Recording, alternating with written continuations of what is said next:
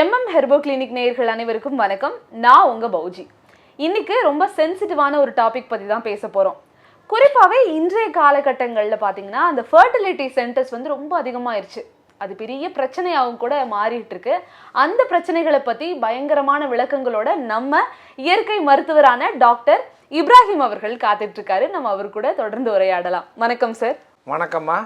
இந்த கருவுறாமைக்கான முக்கியமான பொதுவான காரணங்கள் என்ன சார்? ஆமாம், ஆண்கள் பெண்கள் ரெண்டு பேருக்குமே பார்த்தீங்கன்னா பொதுவான காரணங்கள் தான். இப்போ மற்ற டிசீஸை பொறுத்த வரைக்கும் ஒருத்தருக்கு வந்து தைராய்டு இருக்குது, இன்னொருத்தவங்க தைராய்டு இருக்குன்னா வேறு காரணமாக இருக்கும். ஆனால் குழந்தையின்மையை பொறுத்த வரைக்கும் ஆண்களோ பெண்களோ ரெண்டு பேரும் கணவன் மனைவி ரெண்டு பேருமே தான் பொறுப்பு, சரிங்களா? அப்படிங்கும்போது இது ரெண்டு பொதுவான காரணம் என்னென்னா, முதல் விஷயமா இருக்கிறது உணவு முறை தான். உணவு முறையில் நிறைய மிஸ்டேக் இருக்குது. அந்த காலத்தில் நம்ம முன்னோர்கள் சாப்பிட்ட ஆரோக்கியமான உணவுகள் கிடையாது இல்லையா? அந்த மாதிரி சத்துள்ள உணவுகள் இல்லாதனால தான் முதல் காரணமாக அது அமையுது. ரெண்டாவதும் வந்து நிறைய அந்த மன உளைச்சல் இந்த மாதிரி காரணங்கள்லாம் கூட இருக்குது. ரொம்ப ரொம்ப சிறப்பான செய்தி சார். இது வந்து தேவையான செய்தியும் கூட. சார், ரெண்டாவது கேள்வி என்ன அப்படின்னா வயது. நிறைய பேர் வந்து ரொம்ப லேட் மேரேஜ் வந்து பண்ணிக்கிறாங்க சார். ஒரு 30 வயசுக்கு மேலதான் வந்து கொஞ்சம் எக்கனாமிக்கலாவே ஸ்டேபிள் ஆகுறாங்க. அதன் காரணமாவே 30 வயதுக்கு மேலதான் ஆண்களும் சரி, இப்பொழுது பெண்களும் சரி, கல்யாணம் முடிக்கிறதுக்கான தீர்மானத்துக்கே அப்பதான் வர்றாங்க. இந்த நேரத்துல பாத்தீங்கன்னா குழந்தை வந்து ரொம்ப தள்ளி போகுது இல்லையா? இது வந்து வயது காரணம் அப்படின்னு சொல்றாங்க. இது உங்களுடைய கருத்து என்ன சார்? வயதும் ஒரு காரணமான, வயது மட்டுமே காரணம் கிடையாது. ஏன்னா இப்போ எத்தனையோ பேர் 40 வயதுக்கு மேலே திருமணம் பண்ணுறவங்க கூட குழந்தை பெற்றுக்கிட்டு தான் இருக்கிறாங்க. இதே பாருங்கள், 20-22 வயசில் பிள்ளைங்க வந்து கருவுரலைன்னு சொல்லிட்டு ஆணோ பெண்ணை வந்து நிற்கிறாங்க. இப்போ அப்படிங்கும்போது இதை வயதை நம்ம காரணமாக கொள்ள முடியாது. ஆனாலும் நேயர்கள் எல்லாருக்கும் சொல்கிற ஒரு விஷயம் என்னென்னா, காரணங்களை சொல்லி திருமணங்களை தள்ளி போடாதீங்க. எவ்வளவு இளம் வயதில், உதாரணமாக அரசு நிர்ணயித்த வயசு இருக்கு இல்லையா, அந்த மாதிரி வயதில் திருமணம் பண்ணுறதுங்கிறது சரியான ஒரு தீர்வாக இருக்கும். குழந்தை பாக்கியம் கண்டிப்பாக கிடைக்கும் அந்த மாதிரி நேரங்களில். Okay sir. இப்போ சீக்கிரமா கல்யாணம் பண்ணிக்கணும் அப்படின்னு சொல்றீங்க? நிச்சயமா. ஆமா. கல்யாணமே பண்ணாம இருக்கிறவங்களுக்கு, திருமணமே பண்ணாமல் இருக்கிறவங்களுக்கும் இப்போ கேட்குற மாதிரி நிறைய சந்தேகங்கள் இருக்குது. திருமணமே பண்ணல, ஆனால் எனக்கு ஒருவேளை குழந்தையின்மை பிரச்சனை இருக்குமோ, ஆணோ பெண்ணோ கேட்குறாங்களா, மலட்டுத்தன்மை இருக்குமோ, நாங்கள் எப்படி தெரிஞ்சுக்கிறது, இப்படிலாம் கூட சில பேர் கேட்குறாங்க. நீங்கள் அதை வந்து உங்களுடைய செயல்முறைகளில், உங்கள் வாழ்வியல் முறையில் தெரிஞ்சிடும். உதாரணத்துக்கு சொல்கிறேன், இப்போ பெண்களை பொறுத்த வரைக்கும் பார்த்தீங்கன்னா பிசிஓடி ப்ராப்ளம் இருக்கும். இதை வச்சே கண்டுபிடிச்சிடலாம். அந்த பெண்ணுக்கு வந்து திருமணம் ஆகலை, ஆனால் பிசிஓடி இருக்க பெண் திருமணம் பண்ணாலும் குழந்தை கருத்தரிக்க டைம் எடுக்கும். அப்போ அவங்க திருமணம் முடியும் அந்த பிசிஓடியை சரி பண்ணிக்கலாம்ல. ஆணுக்கு பார்த்தீங்கன்னா இதேமாதிரி பிரச்சனை இருக்குது. விந்து நீர்த்து போச்சு, வந்து எங்களுக்கு வந்து மாஸ்டர்பேஷன் பண்ணுற பழக்கத்தினால சில பேர் என்ன சொல்கிறாங்கனாக்கா, எங்களுக்கு வந்து அந்த ப்ரீமெச்சூர் இஜாகுலேஷன் இருக்குன்றாங்க. அப்போ இதெல்லாம் வந்து திருமணம் பண்ணாதவங்க தானே. ஆனால் இந்த மலட்டுத்தன்மை எப்படி சார் பரிசோதனை, நம்மளே சுய பரிசோதனை செஞ்சு எப்படி கண்டறியறது சார்? அதை இப்போ ஆண்கள் வந்து தன்னுடைய ஆண்மையை நாங்கள் வந்து பரிசோதிக்கணும், நாங்கள் ஆரோக்கியமாக இருக்கணுமா இல்லையா அப்படின்ற மாதிரி கேட்குறாங்க. அது மாதிரி பெண்களும் கேட்குறாங்க. இப்போ பிசிஓடி இருக்குது, பீகோஸ் இருக்குது, ஒயிட் டிசார்ஜ் இருக்குது, கருப்பை சுருங்கிருச்சு, இந்த மாதிரிலாம் சொல்கிறாங்க இல்லையா? இந்த மாதிரி விஷயங்களை நாங்களே வீட்டில் டெஸ்ட் பண்ணலாமா அப்படிங்கிறாங்க. இந்த ரெண்டுத்துக்கும் அருமையான ஒரு சின்ன டெஸ்ட் இருக்குது. நீங்கள் வேணால் ட்ரை பண்ணி பாருங்கள் பார்க்குறவங்க. ஆண்கள் வந்து தன்னுடைய விந்தணுக்களை எடுத்து தண்ணீர் மேலே விடும்போது பார்த்தீங்கன்னாக்க ரொம்ப ட்ராப்ஸ் கீழே போயிருச்சு அப்படின்னாக்க வந்து ரொம்ப ஸ்ட்ராங்காக இருக்குது, அந்த அடர்த்தி இருக்குது, மொட்டிலிட்டி இருக்குன்னு அர்த்தம். மேலாக நீந்திர தன்மையில் மேலே மிதக்கும். நீந்திர தன்மைங்கிறது வேறு, மேலே மிதக்கிற மாதிரி இருந்துச்சுன்னா அந்த விந்து வந்து ஸ்ட்ராங் இல்லைன்னு அர்த்தம். ஸோ இது வந்து ஒரு சாதாரண விஷயம். இது வந்து ஆண்கள் வந்து டெஸ்ட் பண்ணிக்கலாம். சரி, பெண்கள், எனக்கு கர்ப்பப்பையில் எந்த பிரச்சனையும் இல்லை. நான் சொல்ல வர்றது என்னென்னா, குழந்தைக்காகன்றதுக்காக பேசலை, ஜென்ரலாகவே நான் ஆரோக்கியமாக இருக்கேன்னா இல்லையா, என் கர்ப்பப்பை எப்படி ஆரோக்கியமாக இருக்குது, இது ஒரு பொண்ணு எப்படி டெஸ்ட் பண்ணுறதுனா, சாம்பிராணி போடணும். எப்படின்னா தன்னுடைய பிறப்புறுப்புக்கு சாம்பிராணி போடும்போது அந்த புகையோட வாடை வாய் வழியாக வரணும்.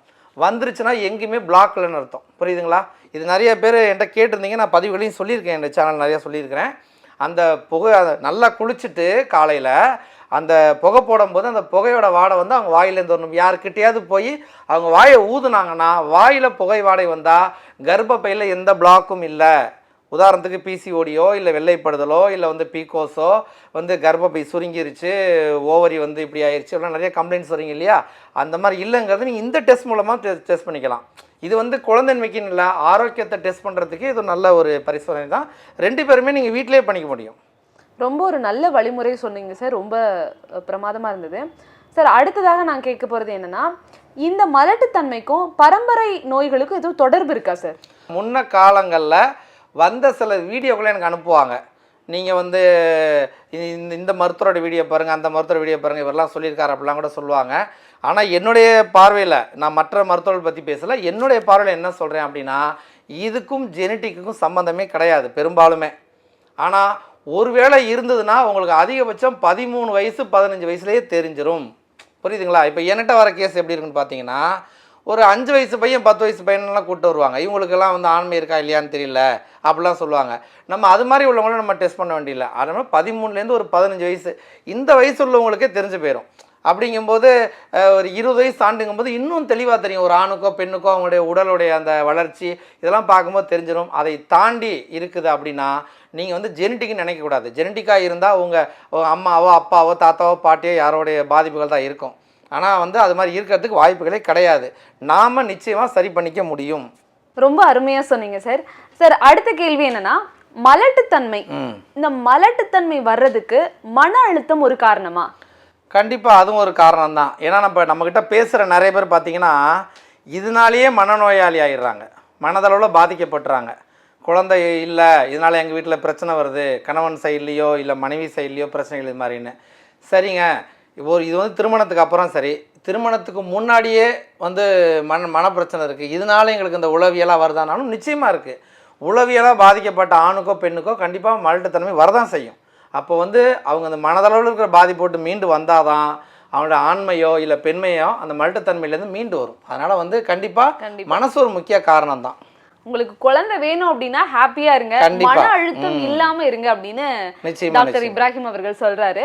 சார் அடுத்த கேள்வி என்னன்னா, தாம்பத்திய உறவுக்கு தேவையான அந்த உணவு பழக்க வழக்க முறைகளை கொஞ்சம் சொல்லுங்க சார். கண்டிப்பாக எல்லா பிரச்சனைகளும் இருக்கிற மாதிரி தான், எல்லா பிரச்சனையும் இருக்கிற மாதிரி உணவுகளை மாற்றாது உடம்புல எந்த பிரச்சனையும் சரி பண்ண முடியாது இல்லைங்களா? ஏன்னா உணவே தான் மருந்துன்னு நம்ம சொல்கிறோம்.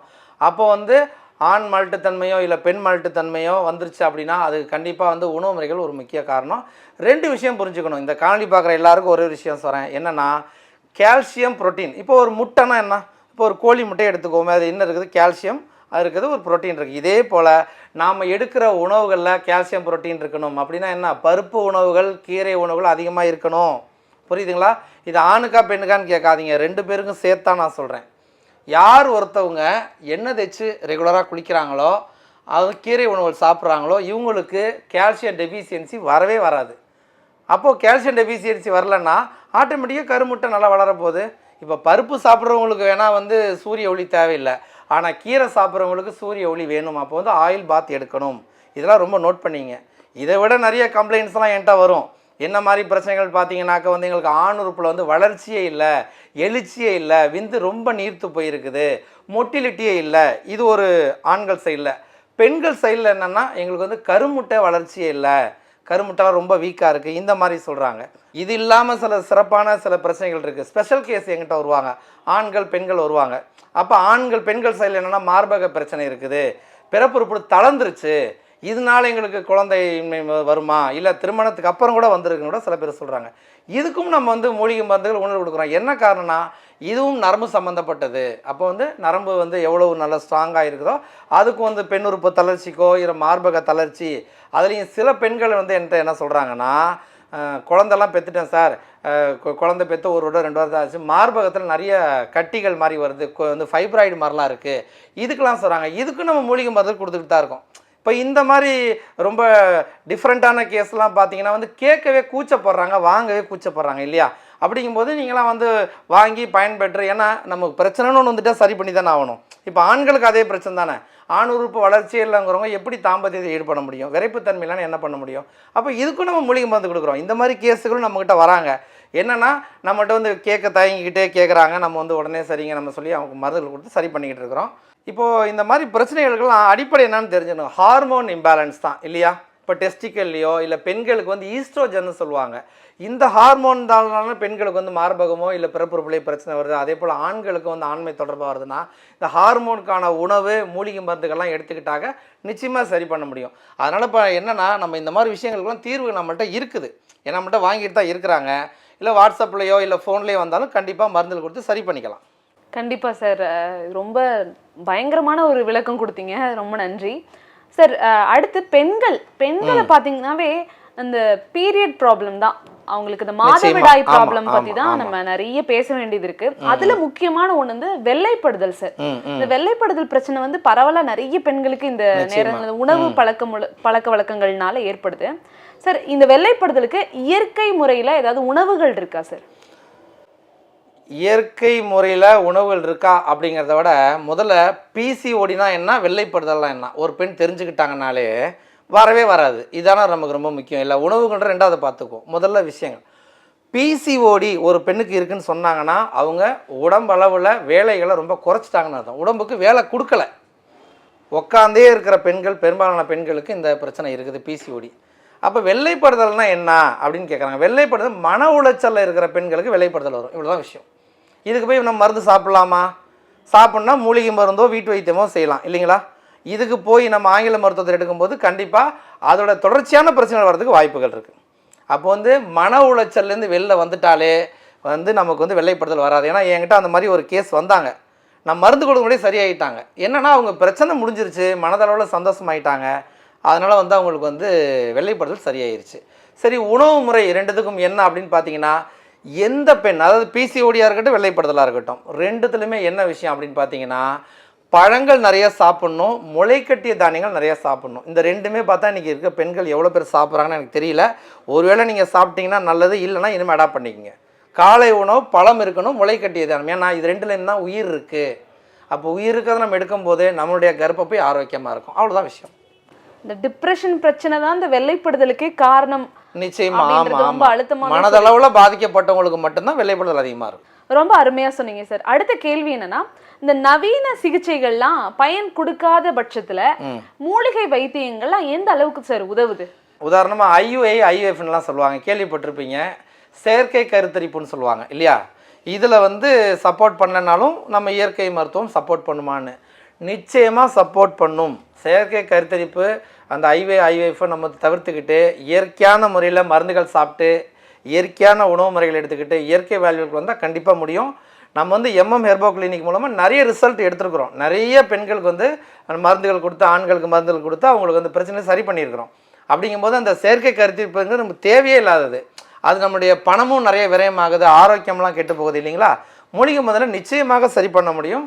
அதுக்கான மூலிகை மருந்துகள் நம்மகிட்ட இருக்குது. அடுத்து ஹார்மோன் அமைப்புகள் சார். இந்த ஹார்மோன் அமைப்புகள் எந்த அளவுக்கு கருத்தரிப்புக்கு உதவி செய்யுது சார்? நிச்சயமா. ஏன்னா ஹார்மோனுங்கிறது உடம்புல ஒரு முக்கியமான ஒரு விஷயம் தான் இல்லையா? அதுலேயும் குறிப்பாக வந்து ஆண்கள் பெண்கள் வந்து குழந்தையின்மை பிரச்சனையை பொறுத்த வரைக்கும் பார்த்தீங்கன்னா ஹார்மோன் தான் வந்து மெயினாக ஆக்டிவ் ஆகுறது. என்னதான் நம்ம ஆரோக்கியமாக இருந்தாலும் ஹார்மோன் இம்பேலன்ஸ் ஆயிடுச்சுன்னா என்ன பண்ண முடியும்? ஒன்றுமே பண்ண முடியாது இல்லையா? அப்போ ஹார்மோன், இப்போ ஆண்களுக்கு பார்த்தீங்கன்னாக்கா டெஸ்டிகல்னு சொல்லுவாங்க, பெண்களுக்கு வந்து ஈஸ்ட்ரோஜன் சொல்லுவாங்க. இந்த ரெண்டு ஹார்மோன் ரொம்ப முக்கியமான ஹார்மோனு. இதற்காக எவ்வளவு நம்ம வந்து மெனக்கிடுறோமோ, இதுக்கான உணவுகள் எவ்வளோ எடுக்கிறோமோ கண்டிப்பாக வந்து சப்போர்ட் பண்ணோம். உதாரணத்துக்கு சொல்கிறேன், மலைத்தேன் இருக்கு இல்லைங்களா? மலைத்தேன் வந்து மகரந்தம் அதிகமாக இருக்குது மலைத்தேன். இப்போ பண்ணைத்தேன்கள் அது கிடையாது. அப்போ அந்த மலைத்தேன் சாப்பிடும் போது ஆணுக்கோ பெண்ணுக்கோ ஹார்மோன் பேலன்சிங்கில் இருக்கும், தேவையில்லாதவங்களுக்கு வந்து பிரச்சனைகள் கொடுக்காது. அதே போல் பெண்களுக்கு வந்து சொல்கிறேன், 2 விதை, ஆளி விதை பூசணி விதை, நாட்டு மருந்து கடையிலலாம் கேட்டு பார்த்தீங்கன்னா தெரியும். ஆளி விதை பூசணி விதை சாப்பிட்டுக்கிட்டே இருக்கிற பெண்களுக்கு ஹார்மோன் இம்பேலன்ஸ் வரவே வராது. இதை தாண்டி என்ன அப்படின்னு பார்த்தீங்கன்னாக்க காஞ்ச திராட்சைம்பாங்கள்ல, காஞ்ச திராட்சை, அத்திப்பழம், இதெல்லாம் ஆண்கள் பெண்கள் எல்லாருமே சாப்பிட்லாம். அதே போல் பார்த்தீங்கன்னா பேரிச்சம்பழம், இதெல்லாமே வந்து ஹார்மோன் வந்து எப்பவுமே பேலன்சிங்காக வச்சுக்கிறது. அப்போ நம்ம அந்த இப்போ என்கிட்ட பேசும்போது சில பேர் என்ன சொல்கிறாங்கன்னா, குறிப்பாக ஆண்களை விட பெண்கள் கொஞ்சம் அதிகமாக சொல்கிறாங்க ஹார்மோன் டேப்லெட் சாப்பிட்றோன்னு. ஆண்களும் சொல்கிறாங்க, பெண்கள் வந்து கொஞ்சம் அதிகமாக சொல்கிறாங்க. ஆனால் இதை தவிர்த்துக்கிறது நல்லது. ஹார்மோன் என்பது நம்ம உணவுலேருந்து போய் இந்த ஹார்மோன் ஆக்டிவேட் பண்ணணும், மாத்திரைகள் மூலமாக கிடையாது. கண்டிப்பாக அந்த உணவு முறைகள், இந்த ஆளி விதை பூசணி விதை, இதெல்லாம் உண்மையிலுமே ரொம்பவே பயனுள்ள ஒரு தகவலாக தான் பார்க்குறோம். சார், அடுத்த கேள்வி என்ன அப்படின்னா, ஆண் பெண் கருவுறாமை, இதற்கு பொதுவா வந்து நிறைய தவறான கருத்துக்கள் வந்து சொல்லப்படுது. நீங்க உங்களுடைய பக்கத்துல இருந்து சொல்லுங்க, என்னென்ன மாதிரியான கருத்துக்கள் இதுக்கு சொல்றாங்க?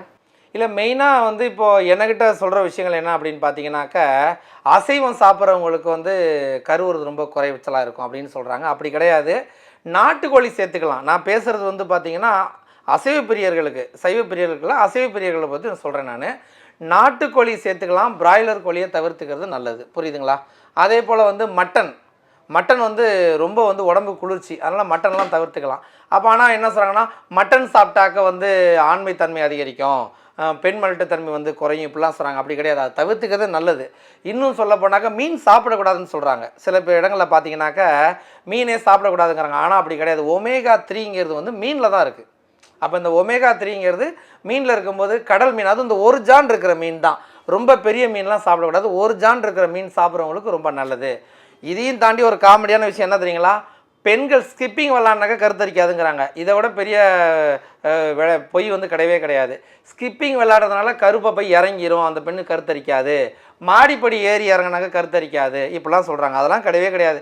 இன்றைக்கும் நான் சொல்கிறத நீங்கள் நம்பலனாலும் வெளியில் பாருங்கள், எவ்வளோ விவசாயம் கட்டட வேலையில் பெண்கள் தலையில் சுமந்து நடந்துக்கிட்டு தான் இருக்கிறாங்க. அவங்களாம் பிள்ளை பற்றி தானே இருக்கிறாங்க. ஸ்கிப்பிங் விளையாடுறதுனால கர்ப்பப்பை இறங்கியமா கிடையாது. ஸ்கிப்பிங்கிறது நல்ல ஒரு விளையாட்டு. அதனால் இந்த மாதிரி புரளிகளை நம்ப வேண்டாம். இப்ராஹிம் சார், இப்போ பார்த்தீங்கன்னா குழந்தையின்மை அப்படின்னாலே நம்ம சுற்றி இருக்கிறவங்களும் சரி, நம்ம சொந்த பந்தங்களும் சரி, நம்மளை ஒரு மாதிரி ஆக்கிடுவாங்க, மன உளைச்சலுக்கு ஆளாக்கிடுவாங்க. நீங்கள் நிறைய கேசஸ் இந்த மாதிரி பார்த்துருப்பீங்க. நிச்சயமா அந்த மாதிரி இருக்கிற சம்பவங்கள் அதெல்லாம் எங்க கூட கண்டிப்பாக. இது வந்து மற்ற பிரச்சனைகளை விட இந்த பிரச்சனை வந்து பெரிய பிரச்சனை. குடும்பத்தை பொறுத்த வரைக்கும் கணவன் மனைவி என்னதான் அன்பாக இருந்தாலும் ஒரு குழந்தை இல்லைங்கும் போது டைவர்ஸ் வரைக்கும் போயிடுறாங்க இல்லைங்களா? இது நம்மளே பார்க்குறோம், சுற்றி பார்க்குறோம். இது இல்லாமல் மாமியார் மருமக சண்டை வர்றது, இதனால் குடும்பங்களுக்குள்ள மற்ற உறவுகளுக்குள்ள சண்டை வருது. இன்னும் நான் குறிப்பாக சொல்லணும்னா பெண்களை வந்து இது மூலமாக வந்து ரொம்ப வந்து அவங்க வந்து ஏதாவது வார்த்தைகளால் வந்து கோவப்படுத்திடுறாங்க. அப்போ வந்து இந்த குழந்தையின்மைங்கிறது அந்த பெண்ணு, அந்த கணவர், அந்த குடும்பம் எல்லாரையும் பாதிக்குது தானே. அப்படிங்கும்போது இது ஒரு முக்கியமான ஒரு விஷயந்தான் இது. அதனால் எவ்வளோ விரைவாக வந்து அவங்க சரி பண்ண முயற்சி பண்ணுறாங்களோ, குழந்தை பெற்றுக்கிறாங்களோ, அதை பொறுத்து தான் மகிழ்ச்சி தொடர்ச்சியாக அவங்க கிடைக்கும் இல்லைங்களா? கண்டிப்பாக நீங்கள் சொல்கிறது சரிதான் சார். அடுத்து பார்த்தீங்கன்னா நம்ம ஹெர்போ கிளினிக் பற்றி நம்ம தொடர்ந்து பேசிகிட்டு இருக்கோம் இல்லையா? நிறைய நோய்களுக்கு தீர்வு காணும் வகையில் நம்ம ஹெர்போ கிளினிக்கில் வந்து நிறைய மூலிகை மருந்துகளை நீங்கள் கொடுத்துட்ருக்கீங்க. அந்த வகையில் இந்த கருவுறாமைக்கு பெண்களுக்கு முக்கியமான சில மூலிகைகள்லாம் இருக்குங்கள் இல்லையா? அதை பத்தி சொல்லுங்க, எந்தெந்த மாதிரியான மூலிகைகள்லாம் இருக்கு? நிச்சயமாமா. என்னன்னா இப்போ நம்ம எம்எம் ஹெர்போ கிளினிக்ல பார்த்தீங்கன்னா ஆண்கள் பெண்கள் 2 பேருக்குமே இந்த பிரச்சனைக்காகவே ஸ்பெஷலாகவே நம்ம மருந்துகள் கொடுக்குறோம்.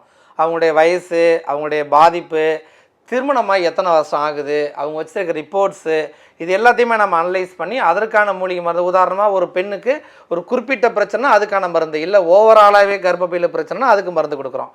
ஆண்களுக்கு அதே போல் என்ன மாதிரி பிரச்சனைன்னு பார்த்து அதுக்கு மருந்து கொடுக்குறோம். இது எல்லா நோய்களுக்கும் கொடுக்குற மாதிரி தான் இதுவும். அப்படிங்கும்போது என்னென்னா இதுவும் வந்து குறைஞ்சது 1 மாதத்துலேருந்து ஒரு 3 மாதம் வரைக்கும் அவங்க குறைஞ்சபட்சம் எடுக்கணும். அதுக்கான உணவு முறைகள்லாம் சரியாக ஃபாலோ பண்ணிக்கணும். இப்போ சில பேர் வந்து நாங்கள் வந்து உங்கள்கிட்ட எப்படி வாங்குறது அப்படின்னு கேட்குறவங்களுக்கு என்னுடைய வாட்ஸ்அப் நம்பர் நான் சொல்கிறேன். 7639108772. இந்த நம்பரை நோட் பண்ணி வச்சுக்க. ஆண்களோ பெண்களோ உங்களுக்கு எந்த பிரச்சனையாக இருந்தாலும் இந்த வாட்ஸ்அப்பில் மெசேஜ் போடுங்க, இல்லை வந்து ரிப்போர்ட்ஸ் அனுப்பிச்சி விடுங்க. நம்ம பார்த்துட்டு அதற்கான பதிவு ஒன்று சொல்லுவோம். இல்லை சில பேர் என்ன சொல்கிறாங்கன்னா நேரில் வந்து உங்களை சந்திக்கலாமா அப்படின்னு கேட்குறாங்க. நேர்லேயும் வந்து சந்திக்கலாம். இப்போ கவுன்சிலிங் வராங்கல்ல, கணவன் மணி சில பேர் வந்து கவுன்சிலிங் வராங்க, புதுமண தம்பதிகள் வராங்க, இந்த திருமணமே நீண்ட நாள் ஆயிடுச்சு, குழந்தைமையில் இருக்கவங்க, அவங்களுக்குலாம் வந்து முதல்ல நம்ம கவுன்சிலிங் பண்ணி அதுக்கான உணவு முறைகள்லாம் சொல்லிக் கொடுக்குறோம். அதனால் நேர்லையும் வந்து நீங்கள் வரும்போது இன்னும் சிறப்பாக இருக்கும். வர முடியாதவங்க கொரியரில் கூட நீங்கள் ப்ராடக்ட்ஸ் அங்கே வாங்கி நீங்கள் சரி பண்ணிக்கலாம். ரொம்ப நன்றி சார். இவ்வளோ நேரம் நாங்கள் கேட்ட ஒவ்வொரு கேள்விகளுக்குமே ரொம்ப விளக்க உரை கொடுத்துருக்கீங்க. நேயர்களுக்கு ரொம்ப பயனுள்ளதாக இருக்கும் அப்படின்னு நாங்கள் நம்புகிறோம்.